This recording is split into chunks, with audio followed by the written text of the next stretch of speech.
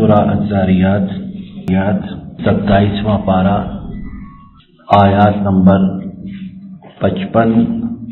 56 اور 57۔ وذکر فإن الذکرى، 3 آیات۔ الحمد للہ وکفى وسلام علی عباده الذین اصطفى۔ اللهم انفعنا بما علمتنا وعلمنا ما ينفعنا وزدنا علما، سبحانك لا علم لنا إلا ما علمتنا إنك أنت العليم الحكيم۔ اللہ کی توفیق سے ابھی سورہ الذاریات کی آخری چند آیات ہم نے نماز عشاء کی پہلی رکعت میں بھی سنی ہے، اور ابھی بھی ان آیات کی آپ لوگوں نے تلاوت کی ہے۔ اس وقت جو آیات ہمارے پیش نظر ہیں، اللہ کی توفیق سے جن کے متعلق مختصر سی چند لمحات میں بات کہنی مقصود و مطلوب ہے، وہ یہ ہے کہ رب العالمین نے ارشاد فرمایا وَذَكِّرْ فَإِنَّ الذِّكْرَى تَنفَعُ الْمُؤْمِنِينَ، اور یاد دہانی کروائیے، پس یقیناً یاد دہانی مومنوں کو فائدہ پہنچاتی ہے۔ وَمَا خَلَقْتُ الْجِنَّ وَالْإِنسَ، اور نہیں پیدا کیا میں نے جنوں اور انسانوں کو الا لیعبدون، مگر یہ کہ وہ عبادت کریں۔ ما ارید منہم، میں ان سے نہیں چاہتا من رزق، کوئی بھی رزق، وما ارید ان یطعمون، اور میں نہیں چاہتا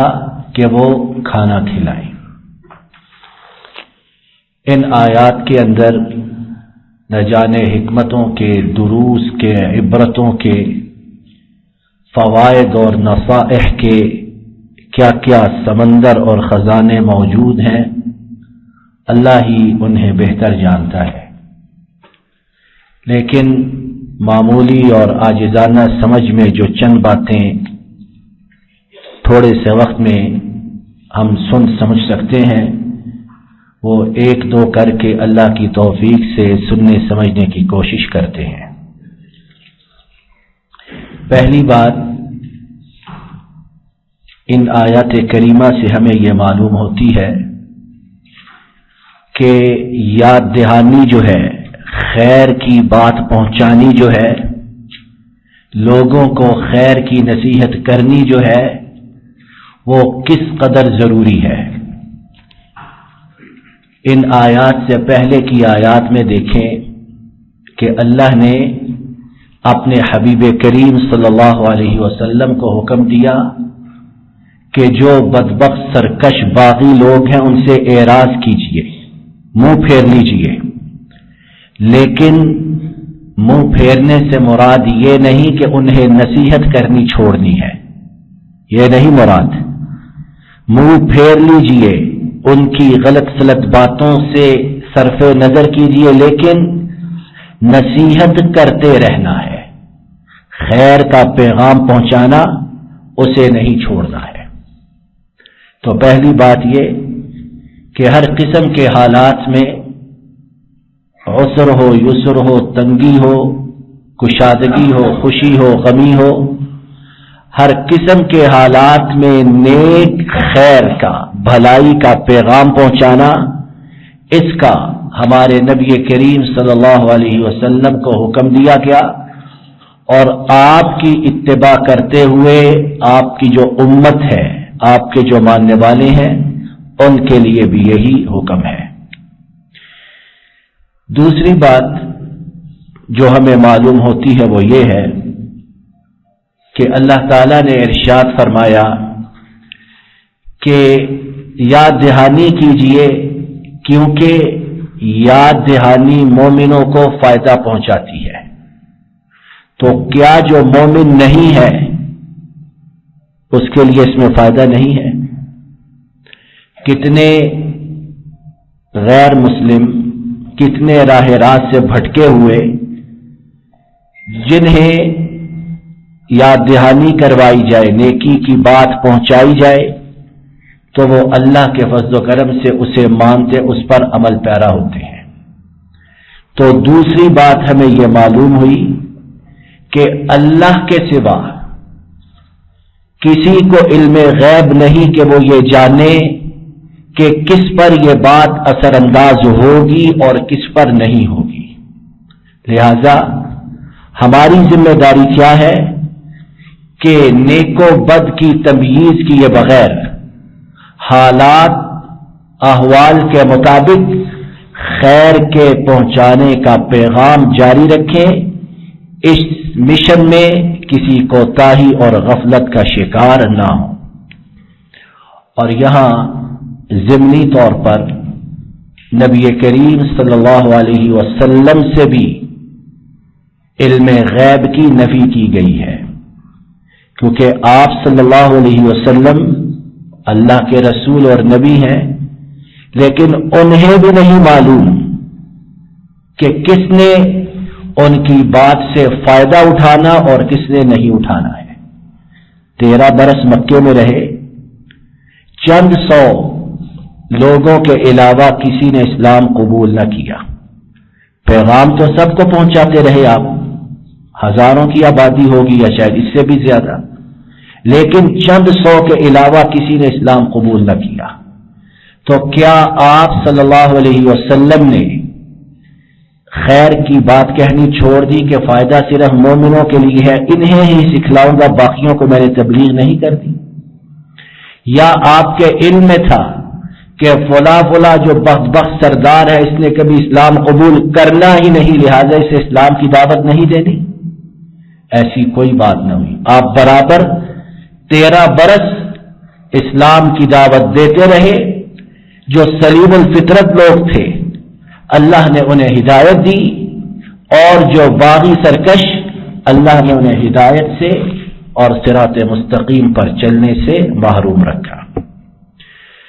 تیسری بات ان آیات میں ہمارے لیے یہ ہے کہ کس بات کی ہم نے یاد دہانی کروانی ہے، کس بات کی ہم نے یاد دہانی کروانی ہے۔ اس کا ذکر اللہ تعالی نے اس طرح کیا کہ رب نے انسانوں اور جنوں کو ماں سوائے اپنی عبادت کے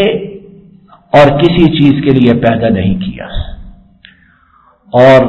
رب کی عبادت کیا ہے، عبادت کا کیا مطلب ہے؟ یہ تیسری بات کہ نصیحت یہ کہ اللہ نے انسانوں اور جنوں کو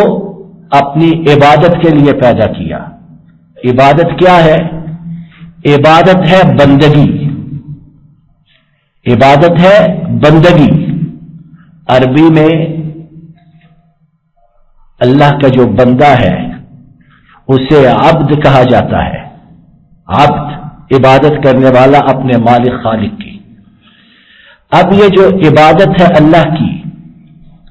اس کا مفہوم ہمیں سمجھنے کی ضرورت ہے۔ بہت سے لوگوں کے نزدیک عبادت کا مفہوم یہ ہے کہ نماز پڑھنے،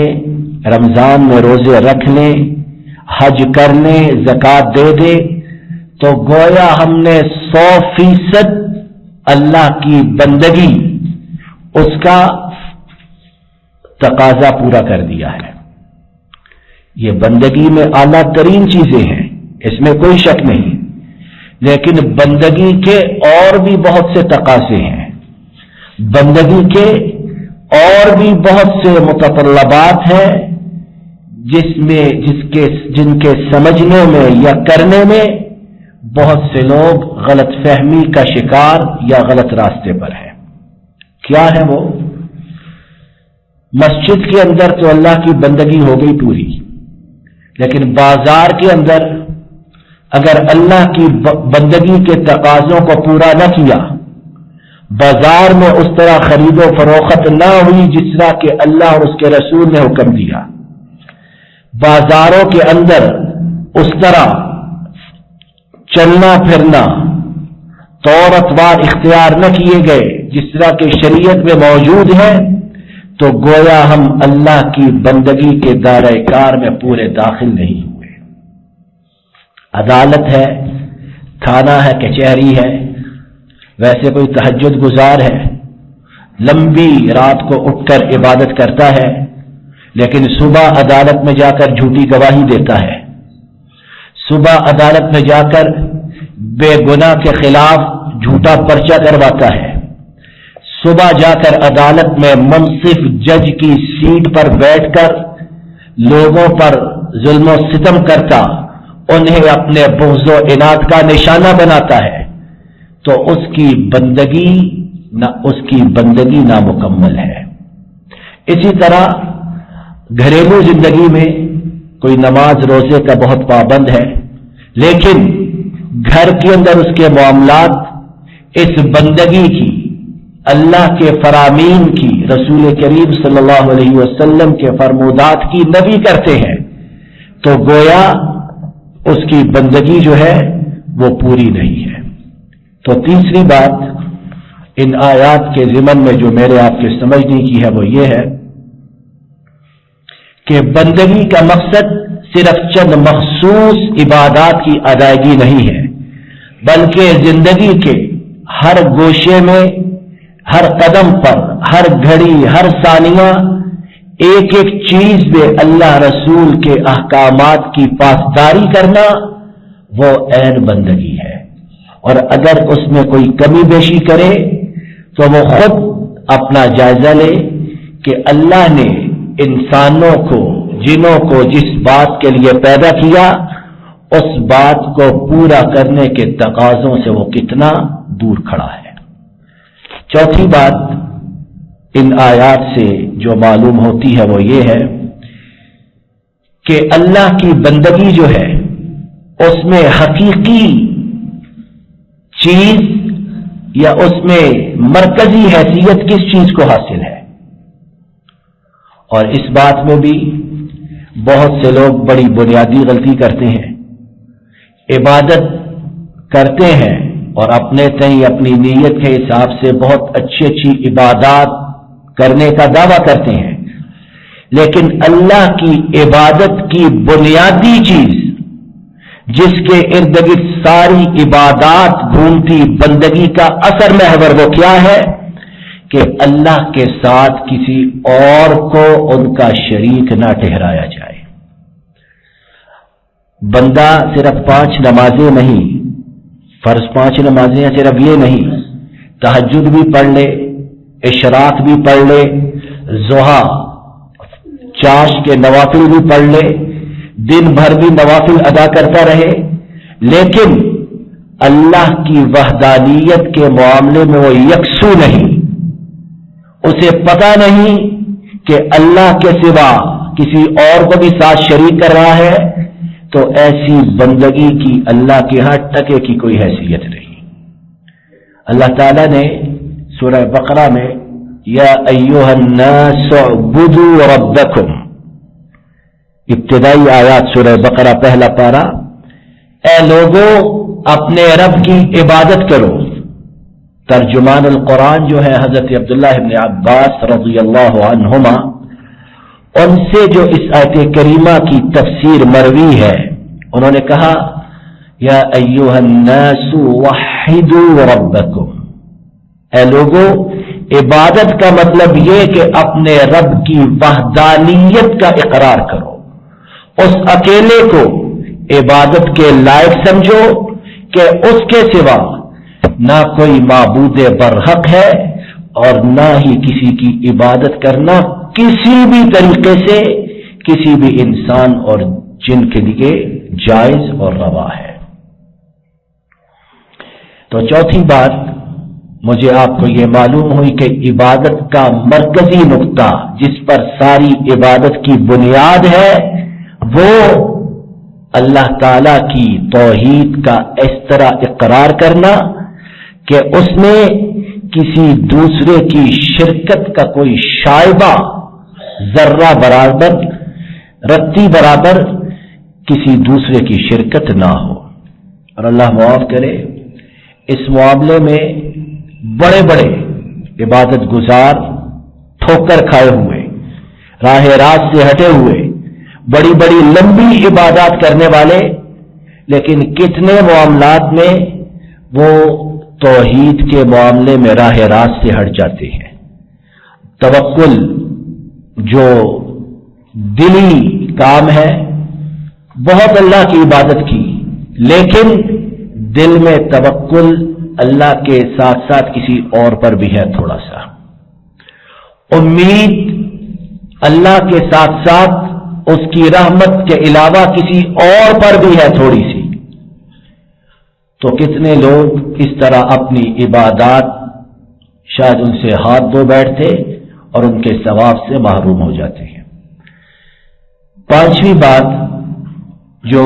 میرے آپ کی سمجھنے کی ان آیات میں وہ یہ ہے کہ اللہ تعالیٰ نے اس کے بعد کہا کہ میں ان سے رزق نہیں مانگتا کسی بھی طرح کا، اور نہ ہی ان سے سوال کرتا ہوں کہ وہ کھانا کھلائیں۔ عام طور پر انسان دنیا میں جتنے بھی کام کرتا ہے وہ اپنے فائدے کے لیے کرتا ہے، اور عام طور پر فائدے کے کاموں میں سب سے بڑے کام جو انسان کرتا ہے وہ رزق کے لیے کرتا ہے۔ کوئی چیز بناتا ہے، نوکری کرتا ہے، کاروبار کرتا ہے، محنت مزدوری کرتا ہے، تو سبب اس کا یہ کہ رزق حاصل ہو، پیسے جمع ہو، مال و دولت وافر آئے۔ اللہ تعالی نے اپنی یہ تخلیق جو انسان اور جنوں کی صورت میں فرمائی، اس تخلیق سے انسان کا جو خیال ہے فائدہ حاصل کرنا، اس کی اپنے متعلق یکسر نفی فرمائی کہ اپنے فائدے کے لیے میں نے انہیں نہیں پیدا کیا